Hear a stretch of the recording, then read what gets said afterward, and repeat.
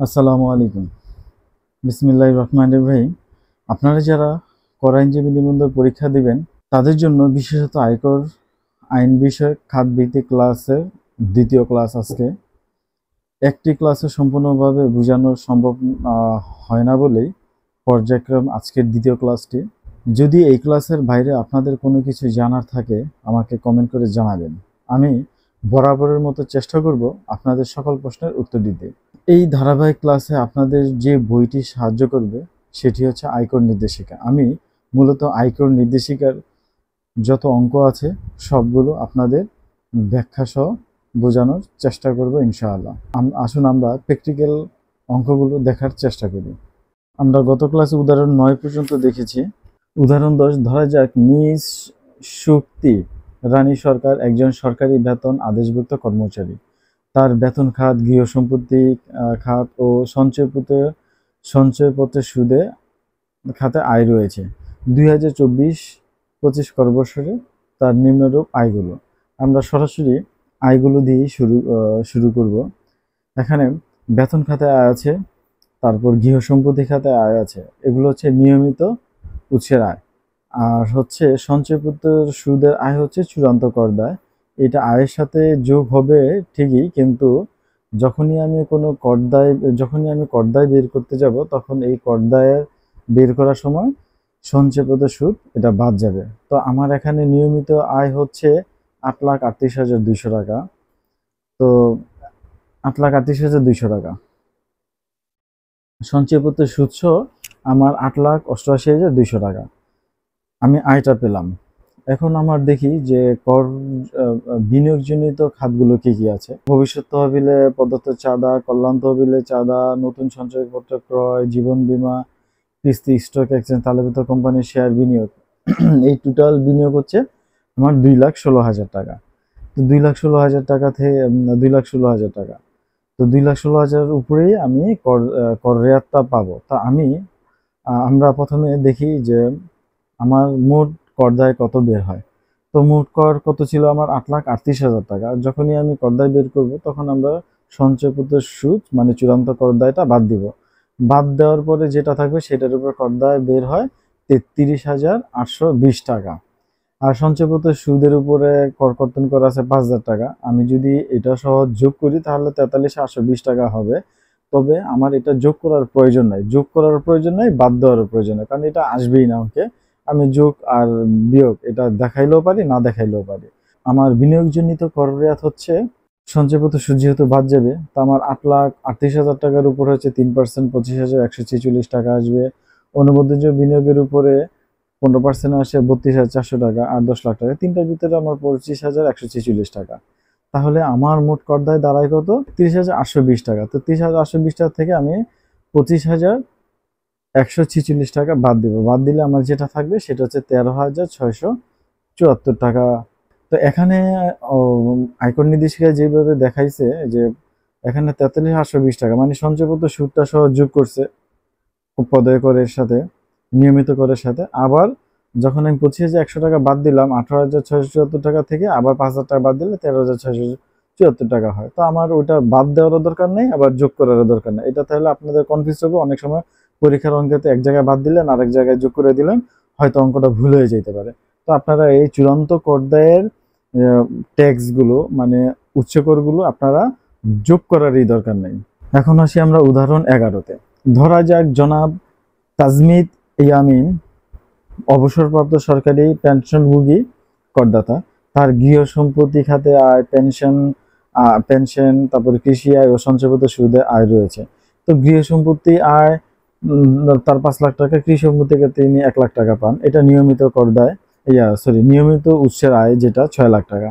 আর চূড়ান্ত কর দায়ের আয় হচ্ছে কত? এখানে হচ্ছে সঞ্চয়পত্রের সুদ যেটা, আর পেনশন থেকে বার্ষিক প্রাপ্তি, এটা পুরোটাই কর অব্যাহতি, মানে এটা ট্যাক্স এক্সামশন থাকবে। এইটা ট্যাক্স এক্সামশনের ঘরে আসবে। বাট আয় টোটাল যে ইনকাম আমার মোট আয় যেটা, সেই মোট আয়ের সাথে এটা কখনোই যোগ হবে না। তাহলে আমার এখানে কত টাকা দাঁড়াইলো? 6 লাখ। মোট করযোগ্য আয় হচ্ছে আমার 6 লাখ টাকা, এবং সুদ সহ হচ্ছে মোট আয় হচ্ছে আমার 6,50,000 টাকা। আমার এখানে এই আয়কর নির্দেশিকা এখানে মোট করযোগ্য আয় বলছে 6,50,000 টাকা।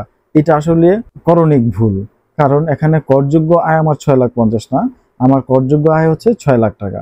কারণ করযোগ্য আয় বলতে আমরা কি বুঝি, যেটার উপরে আমরা প্রদায় কর বের করব। আমরা কি 6,50,000 টাকার উপরে করদায় বের করব? কখনোই না, কারণ আমরা সঞ্চয়পত্র সুদ আমরা কখনোই করদায় বের করার সময় এটা আমরা ধরি না, তাই সেটা আমার করযোগ্য আয় হবে না। এটা আমার একটা, আমরা বলতে পারি যে মোট আয়। আর করযোগ্য আয় বলবো কোনটা, ওই যে নিয়মিত উৎসাহ যেটা, সেটাকে আমরা করযোগ্য আয় বলবো। এখানে হচ্ছে তার বিনিয়োগের খাতগুলো আমরা জানি যে নতুন সঞ্চয়পত্র ক্রয় করছে, তারপর জীবন বীমার কিস্তি দিছে 1,50,000, তাহলে 1.5 লাখ টাকা, আমরা 1.5 লাখ টাকা দিলাম, তার হচ্ছে বিনিয়োগ। এখন আমরা করদায়টা বের করি, করদায়টা আমরা সেম আমরা ওইটাই করব, যেটা আমরা 6 লাখ টাকার উপরে ধরবো, সঞ্চয়পত্র সুদের উপর ধরবো না। তো 6 লাখ টাকার উপরে যদি আমি ধরি, তাহলে আমার এখানে করদায় বের হয় হচ্ছে 20,000 টাকা।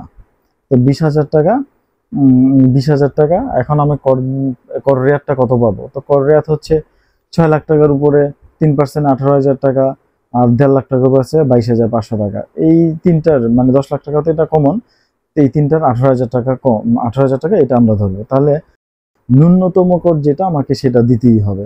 ন্যূনতম কর এখানে এলাকা ভিত্তিক অনুযায়ী, সিটি কর্পোরেশনের বাইরে পৌরসভা, এই অনুযায়ী ন্যূনতম করটা আমাকে দিতে হবে। যে উদাহরণ 12, ধরা যাক জনাব মুনিফ মিকদার 2024 কর্পোরেশন মোট আয়ের পরিমাণ হচ্ছে 17 লাখ টাকা। এখানে আয়ের কথা সরাসরি বলে দিছে, মোট আয় এত টাকা। তার মোট বিনিয়োগের পরিমাণ বলে দিছে যে টোটাল তার বিনিয়োগ হচ্ছে 6,50,000 টাকা।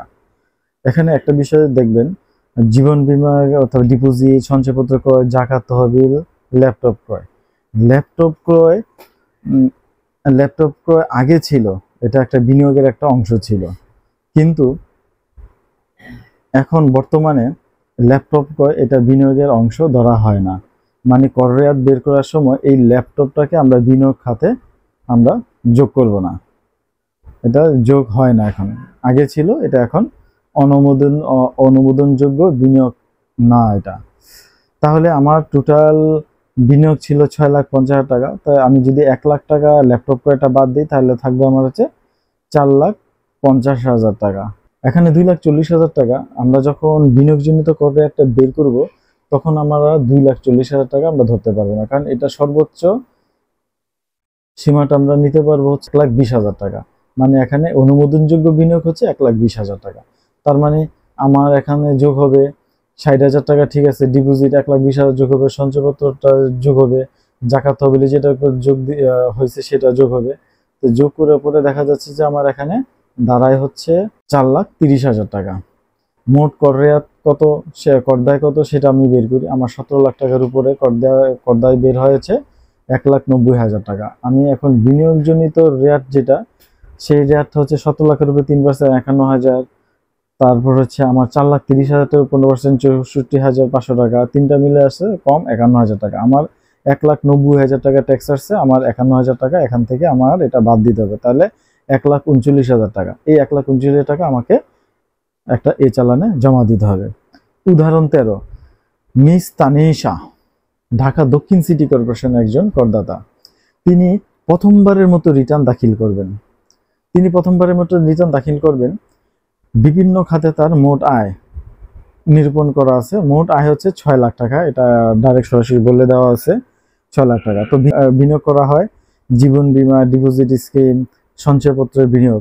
আচ্ছা, জীবন বীমা 60,000 টাকা, ঠিক আছে। জীবন বীমা এখানে 60,000 টাকা হোক, যত টাকাই হোক, সেটা অনুমোদনযোগ্য।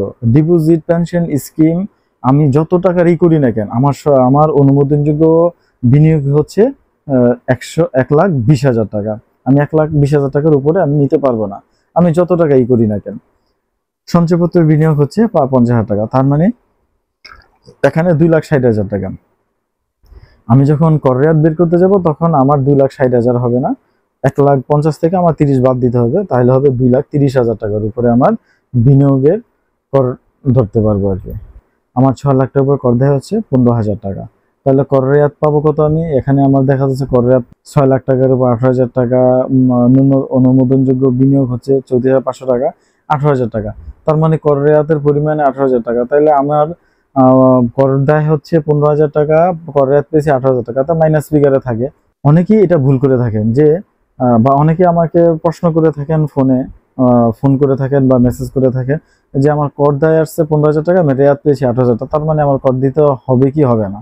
তো এটা আসলে আমাকে ন্যূনতম কর যেটা সেটা আমাকে দিতেই হবে। আমি যদি পুরাটাও যদি আমি কর রেয়াত পাই, তারপরেও আমাকে ন্যূনতম কর এটা আমাকে দিতেই হবে। এটা যেহেতু এখানে যেহেতু সিটি কর্পোরেশনের কথা বলছে, তার মানে অবশ্যই সিটি কর্পোরেশনের এলাকায় আছেন, তার মানে ওনার ন্যূনতম কর হচ্ছে 5,000 টাকা। ঢাকা দক্ষিণ সিটি যেহেতু, ন্যূনতম কর 5,000 টাকা, এই 5,000 টাকা এই চালানে দিতে হবে। উদাহরণ 14, মিস নাইমা ঢাকা দক্ষিণ সিটি সিটি কর্পোরেশনের একজন করদাতা, তিনি দ্বিতীয়বারের মতো রিটার্ন দাখিল করবেন।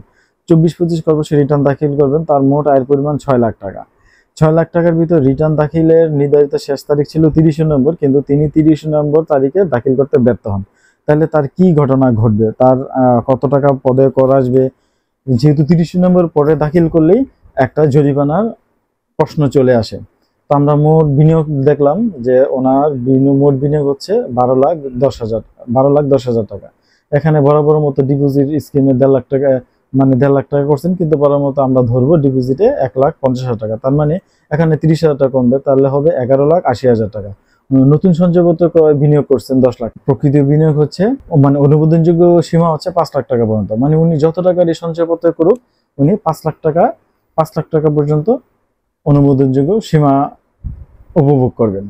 তার মানে তাহলে ওনার জীবন বীমার আছে 6 লাখ টাকা, ডিপিএস আসছে 1,20,000 টাকা, সঞ্চয়পত্রে আছে 5 লাখ টাকা, তার মানে 6,80,000 টাকার উপরে তিনি বিনিয়োগজনিত কর রেয়াত পাবেন। তো ওনার 15,000 টাকা, 6 লাখ টাকার উপরে 15,000 টাকাই আসবে। তো 6 লাখ টাকা 15,000 টাকা, তো ওনার বিনিয়োগজনিত কর রেয়াত এখানে কি পাবেন? যেহেতু 30 নভেম্বর কথা বলছে, 30 নভেম্বর পরে বিনিয়োগজনিত কর রেয়াতের কোনো সুবিধাই উনি উপভোগ করতে পারবেন না এবং নিতে পারবেন না।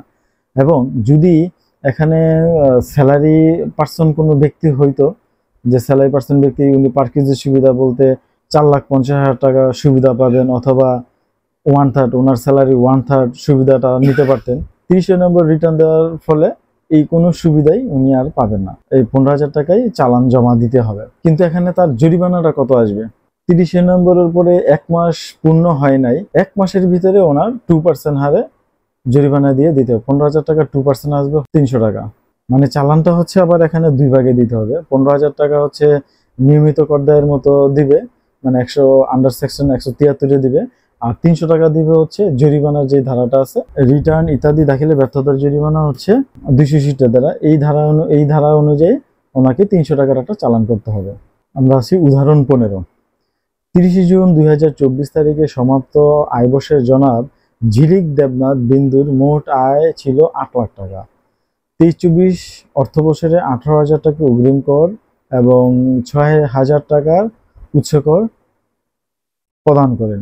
24-25 করবছরে, এখানে কিন্তু 23-24 অর্থবছর বলছে, করবছর বলে নাই, তার মানে 23-24 অর্থবছরই হচ্ছে 24-25 করবছর। এর জন্য তিনি তার রিটার্ন দাখিলের সর্বশেষ সময় ছিল 30 নভেম্বর। তিনি যথাসময়ে রিটার্ন দাখিল করেন নাই। 24-25 করবছর জনাব জিলি দেবনাথ বিন্দুর স্বনির্ধারণী পদ্ধতিতে 15ই, এখানে বলে দিছে যে উনি 15ই জানুয়ারিতে রিটার্ন দাখিল করেছে, 15ই জানুয়ারিতে রিটার্ন দাখিল করেন, তার মানে 30 নভেম্বর।